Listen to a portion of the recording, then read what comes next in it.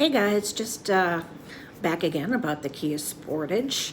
Uh, it is winter here in the western New York area with our icy tundras and snow and salt and all this sorts of fun stuff.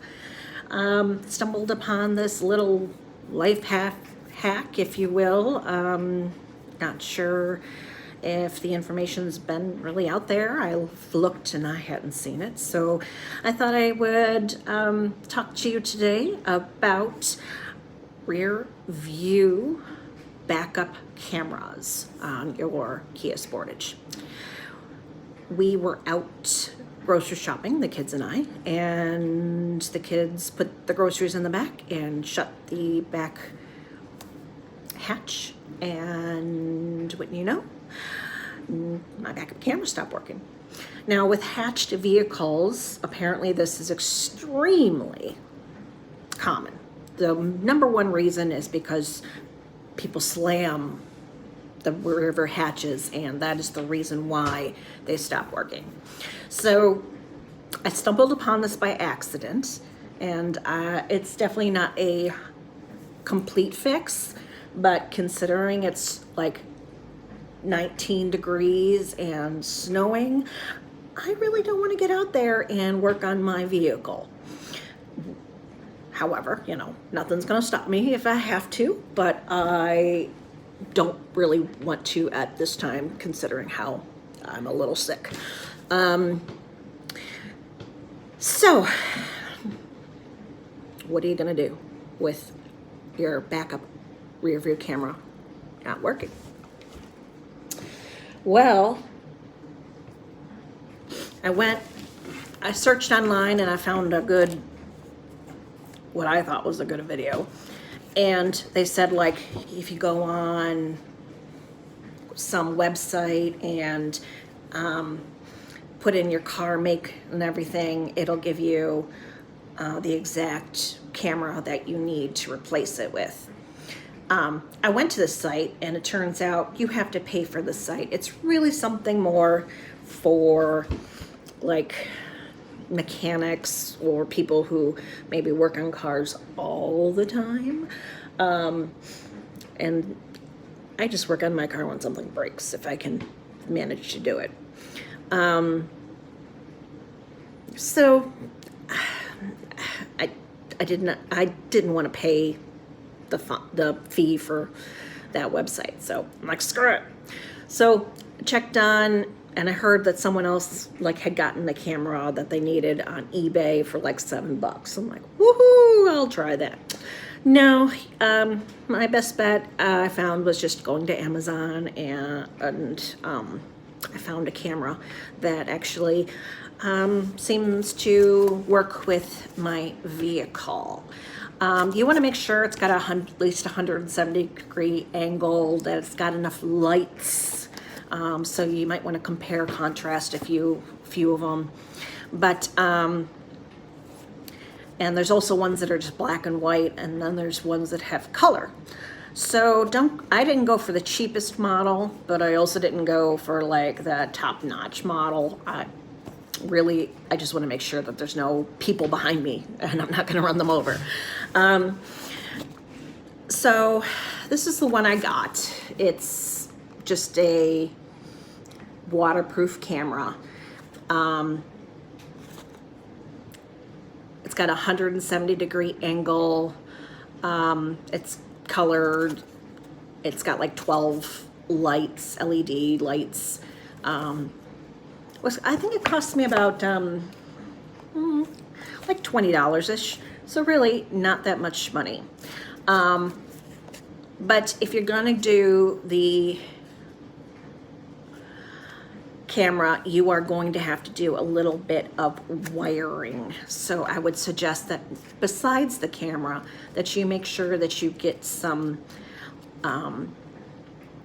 there's this it kind of squeezes. It goes around and squeezes your wires and keeps them dry and keeps them from getting corroded. In the past, I have used electrical tape, like for a license plate light bulb on one of my older cars. But, you know, this shrinking stuff works much better if you want a long-term solution. And since you're going to be ripping this all apart, you might as well go that little extra step. So with the waterproof camera and that waterproof shrinking wrap for your wires, you can go ahead and get started.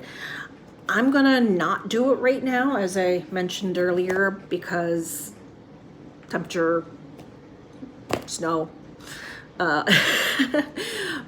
cancer. So I'm gonna tell you what happened to me. So I'm one of those people who doesn't get their car washed very often because I kind of figure like, well, the rain washes it.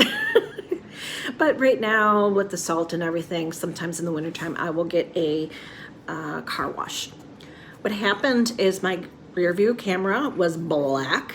Sometimes I would see like the lines on it for like the distance, but pretty much it was, at first it flickered, sometimes I'd have it, sometimes it didn't, and then it just stopped working altogether.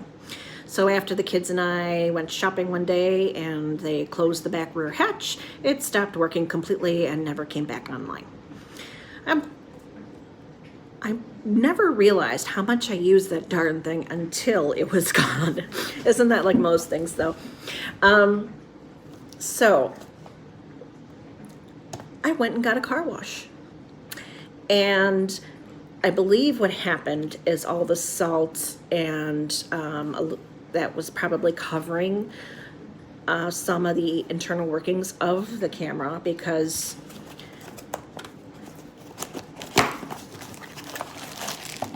apparently this right back here gets corroded and can get salt and everything on it, and it'll stop communicating. It's not necessarily the wires, but this piece right here, from my understanding. I'm take my word for it, I'm no expert. I just know what from my searching. So as a stopgap measure, if your backup camera on your Kia has, or I don't know, any vehicle, maybe it'll work, has stopped working, you might want to check in and see if you get a car wash, that your camera might start working again.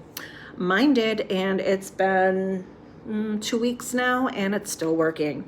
So I'm gonna hold off on replacing my rear view camera for now. I will do it this spring once the weather gets a little better and I'm feeling a little better. And I'll show you how to do it step by step then. But like I said, as a stopgap measure right now, first try a car wash. No one, and I mean no one, that I saw in any of these things suggested that. And it's so easy. So I would say try car wash and see if that helps.